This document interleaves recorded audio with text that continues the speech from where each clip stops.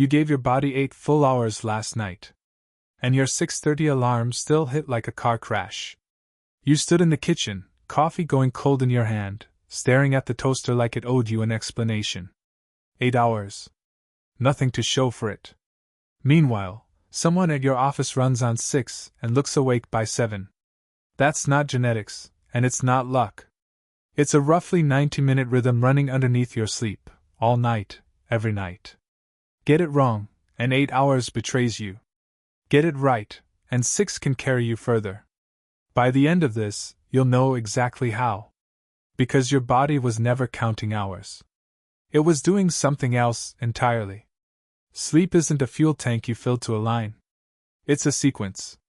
Every night, your brain cycles through stages: light sleep, deep slow-wave sleep, then REM, where dreams live. Deep sleep repairs the body and locks in memory. REM sorts emotion and thought. One full loop takes roughly 90 minutes, and then it starts over. What decides how you feel tomorrow isn't how long you were unconscious. It's what happened to those loops. 3 things quietly decide that. The first is the easiest to catch, and most people still miss it. Picture your last so-called full night. In bed by 10, lights off, phone face down. But it buzzed at midnight anyway.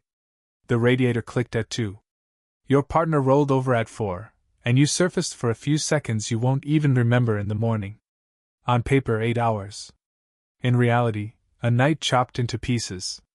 Researchers call this sleep fragmentation, and the math is brutal. Interrupted cycles don't pause and resume like a podcast. They restart. String enough interruptions together, and your brain keeps getting yanked toward the surface before the deep stages finish their repair work. Sleep scientists track something called sleep efficiency, the share of your time in bed you actually spend asleep. 8 fragmented hours can hold less true sleep than 6 untouched ones. If you were a sleep tracker, you've seen the proof already. A night that felt like one long block, drawn on the screen as a jagged skyline of tiny wake-ups. But broken sleep at least leaves evidence. The second trap doesn't. Ever slept a long night and woken up feeling drugged? Heavy limbs. A thick, slow head. 20 minutes of staring at the ceiling before a single useful thought forms. That's not laziness, and it's not weakness. It has a name. Sleep inertia. It's the fog that floods in when an alarm drags you up from the wrong stage, usually deep, slow-wave sleep. Wake near the end of a cycle, close to the surface, and you rise clean. Wake in the middle of one, and your brain gets hauled out of its deepest state mid-task. Research on sleep inertia shows that fog can shadow you well into the morning. You feel it in the 9 a.m. meeting. Someone asks you a simple question, and you hear yourself answering half a second too late. The night gave you 8 hours. The morning took the first 2 back. Now run the math your alarm never runs. Cycles last roughly 90 minutes. 6 hours lands close to 4 complete loops. 8 hours can drop your alarm straight into the middle of a 5th. So the extra sleep you fought so hard to get is sometimes the very thing wrecking your morning. The snooze button only deepens the hole. 9 extra minutes isn't a cycle. It's just enough time to start sinking again before the second yank. And here's what almost nobody checks: even perfect alarm math collapses if a third pattern is running underneath it. Friday night, you're up until 2. Saturday, you sleep until 11. Sunday, you force yourself into bed at 10 and lie there, wide awake in the dark. Monday's alarm arrives like a punishment. Sound familiar? You've been flying across time zones every weekend without leaving your bedroom. Chronobiologists call it social jet lag, the gap between your body's internal clock and the schedule your life imposes on it. That internal clock is your circadian rhythm, and it doesn't just decide when you feel sleepy. It times hormone release, body temperature, digestion, and when deep sleep is even available to you. Shift your bedtime around all week, and the rhythm loses the plot.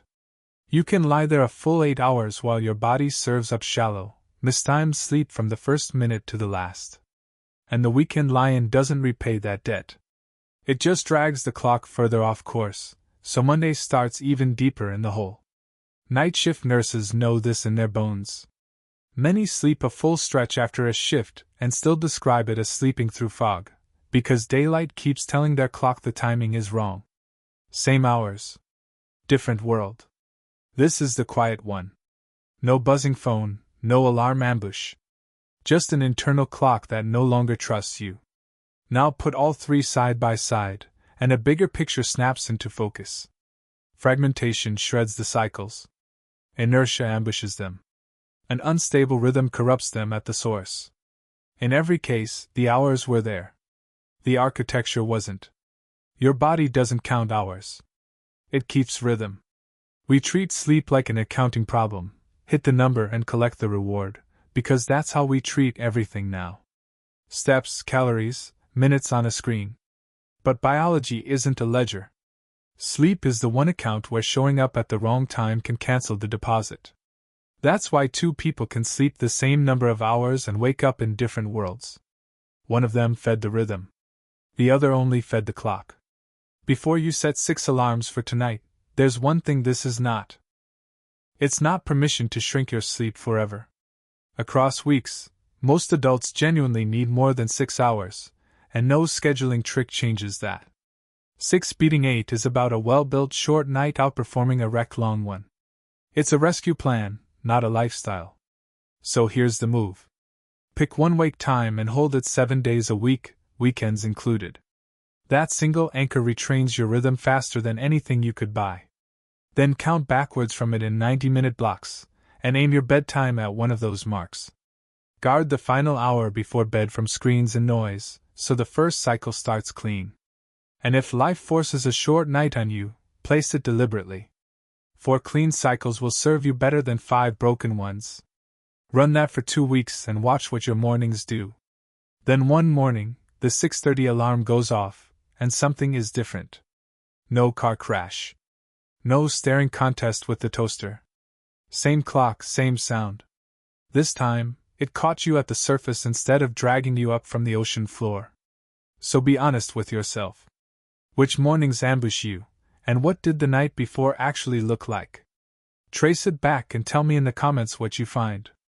It's rarely what people expect. And when you're ready to see the next mechanism hiding inside an ordinary day, stay close. There's always another one running. Next time, I'll show you where.